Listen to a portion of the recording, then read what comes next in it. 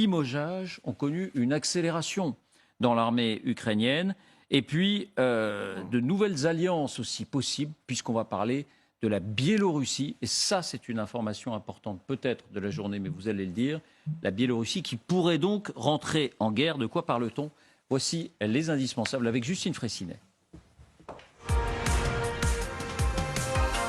Bonsoir Justine. Bonsoir David, bonsoir à tous. D'abord, les derniers mouvements qu'on essaie de décrypter pour comprendre le fonctionnement du pouvoir russe autour de Vladimir Poutine. Qui est écarté et qui prend l'ascendant autour de Vladimir Poutine? Eh bien d'abord, une image avec un homme qui, avec ses troupes, est visiblement en train de prendre beaucoup de place. Il s'agit de Ramzan Kadyrov, le dirigeant tchétchène. Regardez ces scènes très impressionnantes, des milliers et des milliers d'hommes à perte de vue, tous en uniforme, fusils d'assaut en main, des chars de combat à l'avant-garde avec un détail qui change tout, vous allez voir, le Z de l'offensive russe est partout sur leurs uniformes et sur leurs blindés. Voilà la démonstration de force orchestrée tout récemment par Kadyrov. Lui-même, vous le voyez, en habit militaire, l'air martial. On est bien loin des Russes, mal préparés et mal équipés, envoyés au front récemment. Le message est clair, Kadyrov, qui critique le manque de poigne de Poutine et de son armée, envoie un signal clair.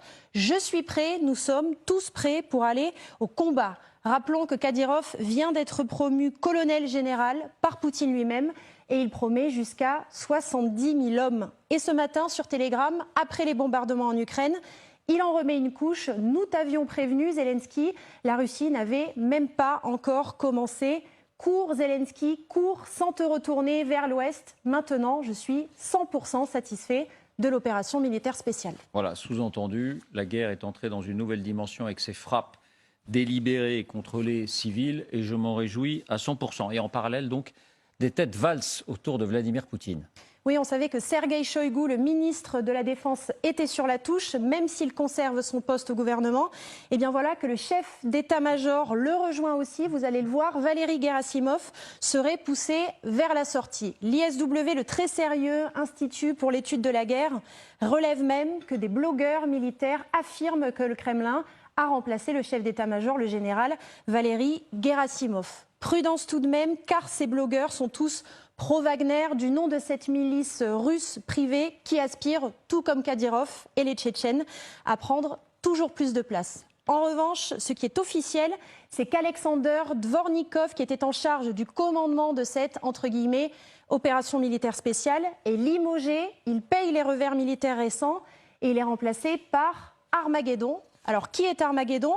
Eh bien, c'est le surnom qui avait été donné à cet homme en Syrie où il avait acquis une réputation de brute sans pitié, notamment contre les civils. Il s'agit de Sergueï Sourovikine, 55 ans, militaire de longue date, un bourreau en remplace un autre.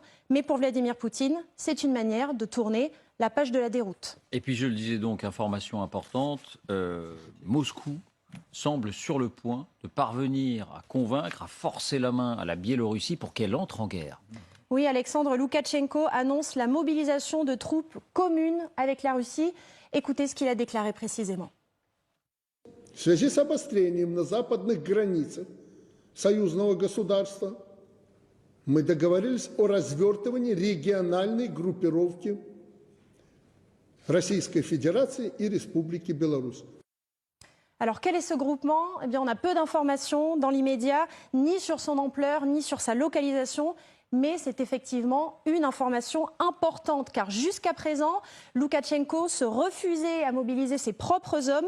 Il prend pour prétexte désormais des soi-disant menaces ukrainiennes sur son territoire. Rappelons que la Biélorussie a 900 km de frontière avec l'Ukraine et que c'est depuis son sol que les troupes russes avaient lancé l'opération contre Kiev. C'était à la fin du mois de février. Et d'ailleurs, on a appris dans la matinée que des missiles qui ont frappé l'Ukraine seraient partis du territoire biélorusse. Et puis sur ces images, vous allez voir des équipements militaires, notamment des chars T-72, qui seraient en train d'être acheminés de Biélorussie vers la Russie pour être déployés en Ukraine. On précise que ces images datent d'hier, ce qui suppose que Poutine et Loukachenko s'étaient déjà mis d'accord. Merci Justine.